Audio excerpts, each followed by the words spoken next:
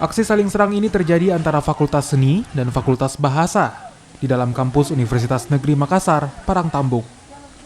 Saling serang melibatkan sejumlah mahasiswa dengan menggunakan parang dan melempar batu serta busur panah.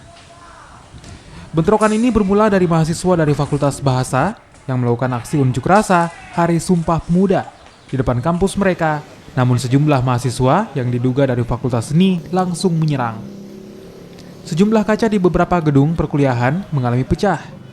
Sementara itu, polisi dari Polsek Tamalate yang tiba langsung menghentikan bentrokan dan mengambil beberapa barang bukti berupa busur dan anak panah. Tadi sementara dari mahasiswa seni melakukan di depan kampusnya, tiba-tiba kan dari bahasa sementara melakukan unjuk rasa, tiba-tiba dari sini datang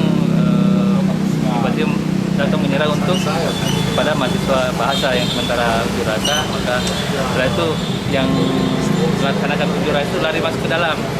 Setelah masuk ke dalam, mereka bentrok di dalam kampus.